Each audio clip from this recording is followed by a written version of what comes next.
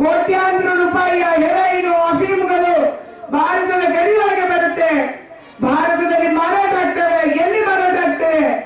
ನಮ್ಮ ಶಾಲೆ, ನಮ್ಮ ಕಾಲೇಜು, ನಮ್ಮ ಯೂನಿವರ್ಸಿಟಿಗಳಲ್ಲಿ ಮಾರಾಟ ಮಾಡಬೇಕು. ನಮ್ಮ ಯುವಕರನ್ನ ದುರ್ಬಲರಾಗಿ ಮಾಡಬೇಕು. ಭವಿಷ್ಯದ ಭಾರತದ ಯುವಕರು ನಿರ್ವೀರ್ಯರಾಗಬೇಕು. ಇದು ವಿದೇಶಿಯರ ಷಡ್ಯಂತ್ರ. ನಮ್ಮ ಸರ್ಕಾರಕ್ಕೆ ಗೊತ್ತಿದೆ, ಆದ್ರೆ ನಮ್ಮ ಸರ್ಕಾರ ಮಾತಾಡ್ತಾ ಇಲ್ಲ. ನಮ್ಮ ಸರ್ಕಾರ ಕ್ರಮ ಕೈಗೊಳ್ತಾ ಇಲ್ಲ. ಇವತ್ತು ಗೂಢಾಚಾರ ಇಲಾಖೆ ರಾಜ್ಯಗಳಿಗೆ ಹೇಳುತ್ತೆ, ನಿಮ್ಮ ವಿಧಾನಸೌಧಕ್ಕೆ ಭದ್ರತೆ ಕೊಡಿ, ನಿಮ್ಮ ಶೃಂಗೇರಿ ಮಠಕ್ಕೆ ಭದ್ರತೆ ಕೊಡಿ, ನಿಮ್ಮ ಉಡುಪಿ ಮಠಕ್ಕೆ ಭದ್ರತೆ ಕೊಡಿ.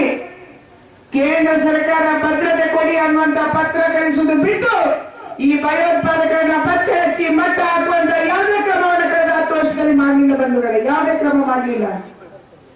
ಇದರ ಪರಿಣಾಮ ಹಲವಾರು ಕಡೆ ಬಾಂಬ್ ಸ್ಫೋಟ, ಹಲವಾರು ನಾಯಕರನ್ನು ನಾವು ಕಳ್ಕೊಂತಾ ಇದ್ದೀವಿ, ಜನರನ್ನು ಕಳ್ಕೊಂತಿದ್ದೀವಿ, ಸೈನಿಕರನ್ನು ಕಳ್ಕೊಂತಾ ಇದ್ದೀವಿ.